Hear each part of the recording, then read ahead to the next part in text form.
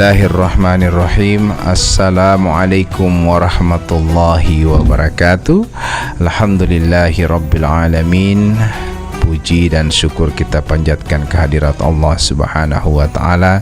Tidak ada kalimat yang paling indah kecuali ucapan Alhamdulillah, karena di sore hari ini kita masih diberikan kesehatan, keimanan, ketakwaan kepada Allah untuk menjalankan ibadah puasa Ramadan 1444 Hijriah dan sudah memasuki hari yang ke-12. Semoga amal ibadah kita akan benar-benar kita kerjakan dengan ikhlas, dengan khusyuk, dan diterima oleh Allah Subhanahu wa ta'ala. Dan pada sore hari ini kita sama-sama mendengarkan program Mohima Buka, memperoleh hikmah menunggu buka puasa. Dan sore hari ini pula saya ditemani seperti biasa oleh Ustadz andalan kita di setiap program di Cahaya FM, yang alhamdulillah senantiasa ikhlas bersama-sama kita berbagi ilmu, dan insya Allah juga bermanfaat untuk kita, berkah juga untuk Pak Ustadz yang senantiasa bersama kita. Amin. Baik, kita akan langsung menyapa Pak Ustadz yang sudah ngos-ngosan datang kamar dari dia lagi hati sore hari ini. Kita langsung menyapa beliau. Assalamualaikum Pak Ustadz. Waalaikumsalam warahmatullahi wabarakatuh. Dan semoga para pendengar semua dimanapun Anda berada, pendengar Cahaya FM, semoga kami temui dalam keadaan sehat walafiat. Yang sementara ibu-ibu yang sementara mempersiapkan buka puasa tetap semangat dan tetap juga tetap juga dalam lindungan Allah, karena kemuliaan yang sangat besar bagi ibu-ibu adalah tatkala mereka mempersiapkan buka puasa, mempersiapkan makan malam, dan mempersiapkan makan sahur kepada keluarga-keluarga. Ya, untuk jangan cuma ibu-ibu juga yang diberikan semangat Pak Ustadz, bapak-bapak juga yang belanja kue-kue pulang dari kantor lagi basenggak kue untuk rumah tangga. Ya, abang-abang bentor juga yang menggait rezeki dan sekarang sudah belanja ke sana kue untuk keluarga. Ini juga sebuah pengorbanan yang luar biasa. Jadi hanya ibu-ibu mah di dum puasa ami ulama mah ibu-ibu saja. Oh ya lama tadi ibu-ibu ngambil hati. Boleh ibu-ibu. Boleh ibu-ibu titeh puji oleh Ustadz ngoi-ngoi. Tetap kepada bapak-bapak yang alhamdulillah yang terus mencari rezeki untuk anak-anaknya dan untuk keluarganya. Ini merupakan pahala yang sangat luar biasa Ustadz ya. Ini adalah sebuah jihad buat keluarga, karena tanpa bapak mungkin kasihan anak-anak mau makan apa, istilahnya seperti itu.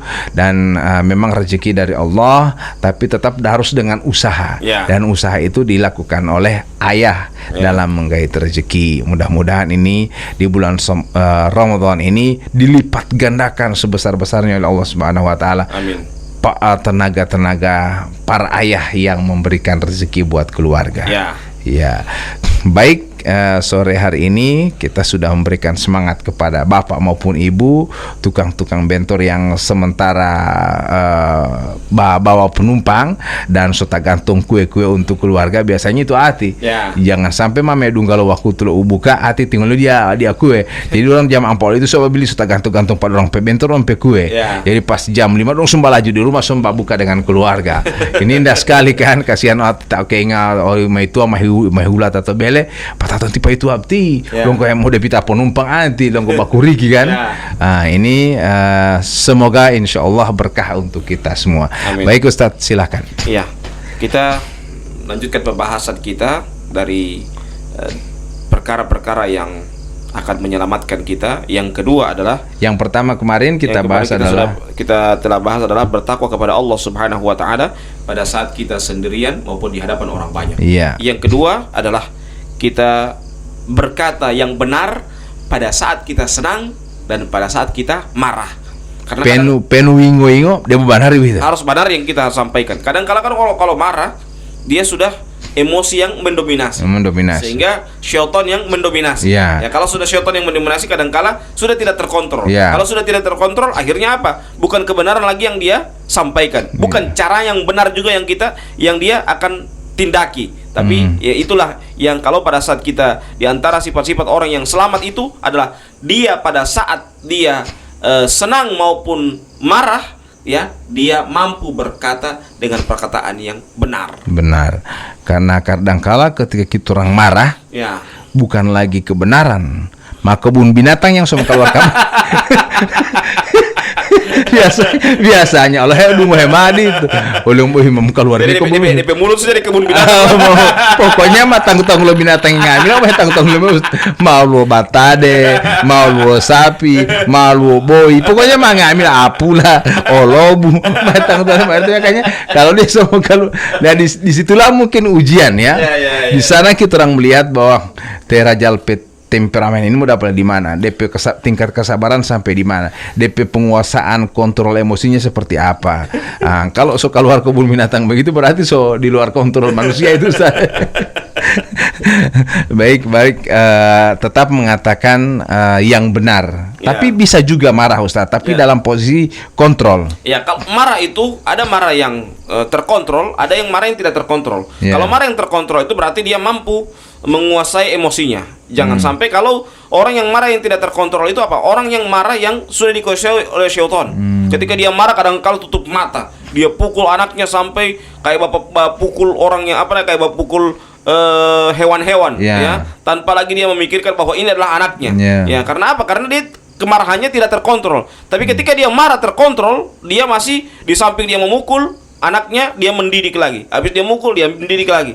Habis memukul, dia didik lagi, ya. Sehingga dia betul-betul terdidik pada saat dia marah itu marahnya terkontrol. Emosinya walaupun dia marah tapi terkontrol, dikuasai oleh otaknya emosi tersebut. Tapi kalau emosinya tidak terkontrol ya oleh otaknya, inilah yang menjadi masalah. Sehingga syaitanlah menguasai dirinya.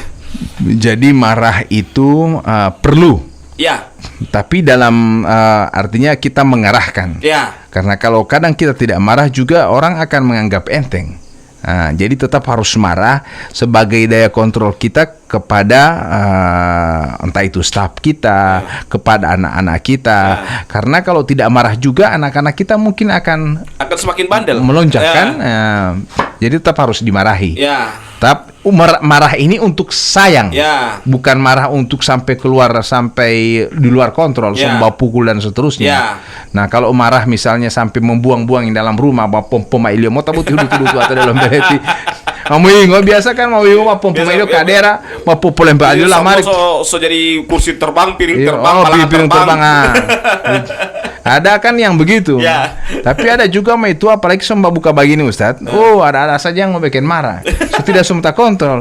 Artinya kan mau harap umai kuki sementara lipa itu apa tadi dunga media kuki sih. Nak majal wali itu. Biasanya tipe itu setengah mati cari kue pas dapat kesalahan kue dia bilang kering beli kabar kue ini kue yang tidak gagal.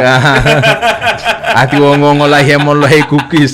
Liu tai to bentor hati buti hemon lohe kukis. Pas sampai karena di rumah dia bilang karena begitu. Tidak gagal. Tidak gagal kenapa kue yang tidak enak. Pasal nganain beli di mana ini kue ini. So itu kasih kamar jopa kita ini doi. Kita kari yang mau balanja. Patau lipa itu ada mau hemelem lah patah mau potali mudaster. Patah dia mau ala bukan yang master. Mampu kalau daster ami. Jadi ada juga tapi ada juga orang-orang tertentu yang marah tidak bersuara. Artinya dia tetap mengontrol tapi bawa diam saja. Misalnya tim itu mambu kapi popoy. Radio rusak. Pokoknya tim itu popoy terus. Manja sembuka ya uti mati lebih mati atau mati Ustaz bojangan mata apa ya itu itu kontra atau bagaimana menurut Ustaz bagaimana itu kalau marah itu harusnya memang ditumpahkan ditumpahkan apalagi dalam rumah tangga dia harus memang disampaikan apa yang membuat dia marah. Bagaimana mungkin dia akan mengintrospeksi dirinya, memperbaiki dirinya, kemudian ditanya marah apa opo yang tulus. To ponu at. Popo to ponu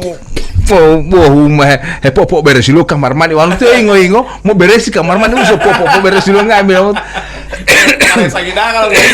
ngambil apa beres lu jangan lah buti penu beres puli popo beres lu ingo itu. Jadi memang kadang-kala juga orang marah, kadang ada juga yang marah melampiaskan di makanan. Ya. Popo itu mau lo Ustaz. Dia tambah goreng kalau marah. Tapi kalau misalnya ada orang yang marah, dia makan begitu tapi badannya tetap kurus terus. Karena apa? Berarti dikuasai oleh syaitan. Setan. Makanannya itu dimakan oleh syaitan. Lo laki.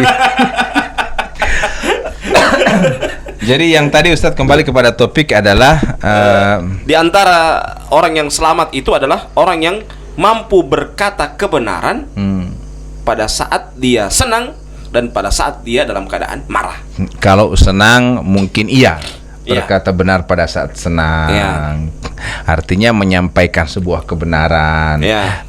Atau mendidik sesuatu dalam keadaan tenang Iya. dan senang. Tapi pada saat marah ini memang nah, apakah ada cara tertentu yang kita orang bisa laksanakan ketika kita orang bisa mampu menahan emosi? Seperti halnya contoh yang saya pernah dengar, kalau ente marah ente ambil air wudhu. Ini Itu bagaimana? ambil air wudhu terakhir ya, kata Nabi apa? Iya. Kalau marah dalam keadaan berdiri duduk. Kalau marah dalam keadaan duduk berbaring. Baring. Kalau marah juga dalam keadaan berbaring, Lari. berwudu. Saya kira lari. Berwudu, karena sesungguhnya kata Nabi apa? Sesungguhnya marah itu api, dan yang mampu memadamkan api adalah air. Ya. Nah, kalau misalnya ini saya lebih cenderung kepada keluarga ya, karena memang sekarang kan polame ati pa itu alime itu rongko tobele masate kan suasana sudah mau dekat buka, biasanya sudah ngumpul. Nah, kalau baku marah suami istri ini Ustadz, kira-kira kalau timai tua ada bajalo itu kita orang dengar atau kita orang keluar dulu? Bagusnya didengar, karena perempuan itu ingin didengar. Ya, perempuan itu ingin dimaklumi. Itu perempuan. Jawab. Ya. Jawab pokoknya tipe itu ada. Jawab boleh mau talawa. Dia artinya mau jawab salah. Tidak mau jawab salah. Lebih baik dengar ke sana saja. Daripada mau keluar juga tambah palato dia. Tambah marah juga berkembang. Jangan mau tambah lama itu radio rusak ya. Usahakan kasih cepat selesai itu radio supaya selesai lagi dia pakai bicarakan. Tapi kalau kita keluar tambah lama itu. Tambah lama dia makan. Tambah lama kita tidak diajak bicara, ya. Jadi usahakan kita apa yang dia marah dengar saja, jangan baku bantah. Iya, karena kalau timai tua itu marah Ustadz, atau istri itu kalau marah Ustadz, jangan sampai timai itu pikir kamu semua bicara tentang dia, ini timai tua dengar di rumah itu. Kalau istri itu marah, biasanya di sinetron, mungkin body sinetron ini kayaknya Ustadz ya, kesalahan yang orang pernah bikin di 5 tahun, 10 tahun, 20 tahun, 5 tahun kita lagi pada saat itu dia itu padahal sama Nabi Muhammad SAW apa? Uritun nar, diperlihatkan kepadaku neraka. Fa idza aktsaru ahliha anisa. Kebanyakan penduduk neraka itu adalah para wanita. Kenapa? Yakfurnal ashir wa yakfurnal ihsan. Mereka itu apa? Mengingkari para suami mereka tidak menganggap kebaikan suami mereka, dan apa? Mereka mengingkari kebaikan orang. Kebaikan orang mereka ingkari pada saat mereka marah. Ya, makanya itu wanita itu penduduk neraka demikian. Makanya kalau ingin wanita penduduk surga, pertama yang harus dia cari apa? Carilah surga kita, para wanita, para istri itu dengan apa? Dengan dia berbakti kepada suaminya. Ya, makanya kata Nabi Muhammad SAW apa? Unzuri aina anti jannatuki aw naruki. Lihatlah posisimu pada suamimu, apakah kamu mendapatkan surga atau neraka? Ya. Kalau tipe itu ada ajak bacirita ke sana. Dengar. Iya, dengar. Artinya tetap tipe itu batanya semakan popoyo. Sembah buka manja pisau waktu buka popoyo. Ini adalah bisa berdosa istri kalau begitu Ustaz? Oh jelas berdosa. Kata Nabi Muhammad SAW apa? Idza da'at imra'atan. Tipe-tipe Ustaz, tunggu dulu. Dungohi poli, dungohi. Kalau tidak menjawab pas suami ada ajak bercerita berarti dosa. Kata Nabi. Apabila diajak oleh suaminya keranjang, dia tidak mau, maka malaikat akan melaknatnya sampai pagi. Astagfirullah. Malaikat melaknatnya sampai pagi. Makanya sebagaimana sering saya sampaikan di nasihat pernikahan, tugas istri itu apa? Melayani suami sejak terbitnya fajar sampai terbenam mata suami. Wano dito bapak buka loto katulu yo lima itu wadi dumo tubuh. Kan mau melayani suami, mau dari pagi sampai mau terbenam matahari mau melayani suami. Ini enggak bawa petu bulan hilau mau uti kerajaan. jadi sekali lagi kalau dalam rumah tangga itu kan tetap akan ada bibongabe itu Ustaz. Ya. Baku marah itu tetap ada. Itu apa namanya dinamika dalam rumah tangga. Setelah baku marah mungkin akan jadi pengantin baru lagi kan. Begitu biasanya seperti karena itu. Selesainya itu pasti di kamar. Sebaku tenang lagi. Atau jalan-jalan. Jalan-jalan dulu. Mungkin tim itu baba diam butuh piknik. Iya kan? Ya, butuh karena bosan di rumah, ya. suka muka luar. Mau tubuh monto suhuru ati yang posadia lo suhuru. Ya. Mau polim putu posadia lo buka. Mau hilang mau tali kue bo mayo tamade de lo mai. Dia mau jalan-jalan sore oleh mai tua piki baba jalan sama-sama cari-cari kue kan supaya orang mau bawa kamar di rumah yang kita orang nikmati bersama. Enggak ya ma ente so beli kamar sama ada tim itu dan gue. Sebenarnya tidak butik kue tidak lemai. Karena mati limai masalah salah karena itu Ustaz. Baik pendengar yang sama dirahmati Allah Subhanahu wa taala, kita mengontrol amarah kita ya.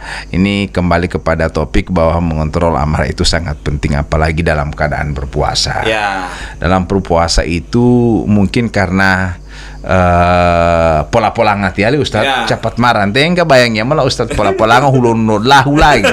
Untuk puluh hari mai una kuau dada tolama hilam tulu dada botu-botu lagi boti tam kokoko assalamualaikum.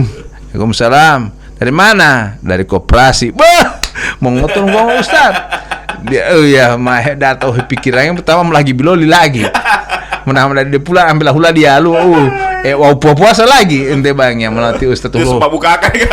Hulo atau kadera oli lagi mau hidup tuh bukan. Nah gua tipong peong lo tipong peong kau menumpat topo amiloan mali. Dengar yang sama dirahmati Allah Subhanahu wa taala, mengontrol emosi, mengontrol amarah memang sangat penting dan di seorang pemimpin juga dibutuhkan marah Ustaz ya. Ya, benar. Ya. Dan pemimpin itu kalau dia tidak marah, tidak akan berjalan program. Ya. Ya, makanya pemimpin itu memang wataknya harus marah. Ya, tapi marahnya harus marah yang terkontrol dan marah yang berkualitas. Ya. Ada kadang orang mohon maaf, ada kadang pemimpin yang dia tidak kuasai program. Ya karena mohon maaf, dia hanya bakoprol kiri kanan muka belakang, dia ingin menjadi pemimpin, kemudian dia marah, mau kasih dia marah, harus disiplin. Mau tanya program tidak tahu, saya juga tidak tahu, tanya dulu sama saya. Ya, berarti dia hanya kelihatan pemimpin ini tidak matang.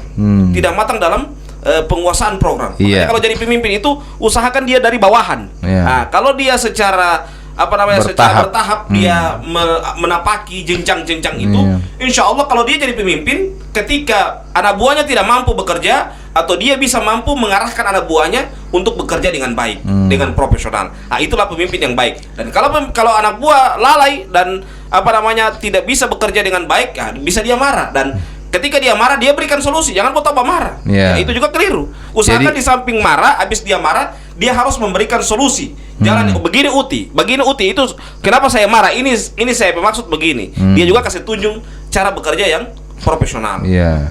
Jadi memang marah ini dibutuhkan, ketegasan lah. Ketegasan. Ya, dibutuhkan dari seorang pemimpin. Ya. Jadi supaya bawahan ini badengar. Ya. Di samping badengar juga program berjalan. Iya.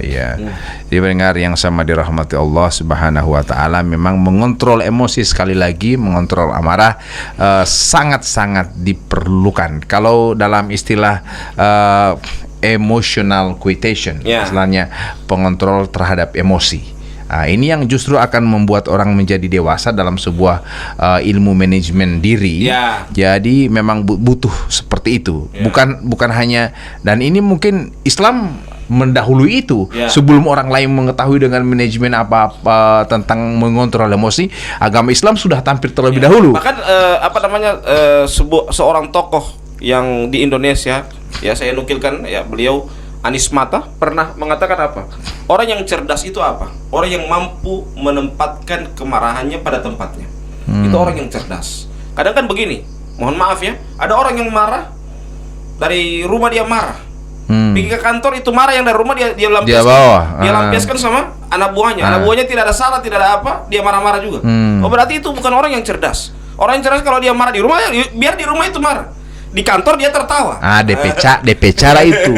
DP cara yang begitu itu kira-kira bagaimana Ustaz? DP cara dia harus langsung mampu memadamkan setiap situasi. Pada saat dia marah itu, pas dia sudah di jalan, usahakan dia sudah langsung memadamkan kemarahannya.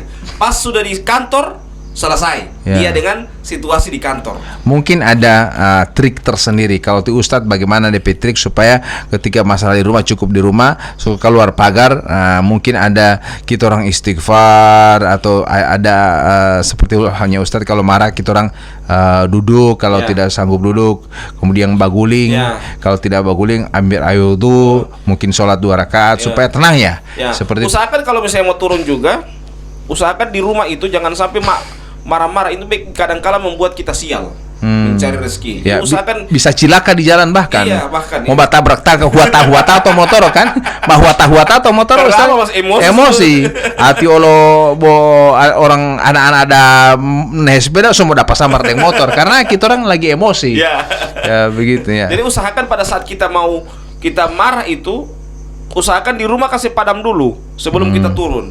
Nah, pas kita sudah turun, usahakan kita pikir yang lucu-lucu. Supaya membuat pas mulai tertawa, dapat telepon dari Fatimah Tuang. Sebenarnya di kamu tuh, jangan cuma tertawangan. Tak pakai poli emosi. Padahal sebenarnya sudah lupa ini. Di tengah perjalanan tim itu telepon. Jangan anggap selesai ini masalah. Nggak pikirkan. Tak pakai poli. Jadi kasihan kalau tipe itu. Artinya ketika rumah tangga kita orang lagi ada masalah, ketika keluar rumah upayakan biar cuma masalah di rumah, orang lain tidak perlu tahu. Dan jangan sampai dilampiaskan. Kadang-kala begitu kan, ada pimpinan misalnya dia punya masalah di rumah, dia bermasalah dengan istrinya, dia bermasalah dengan suaminya, dia masalah yang belum selesai di rumah dia bawa di kantor. Apalagi kalau suami istri satu kantor. Kepala dinasnya yang sakit kepala.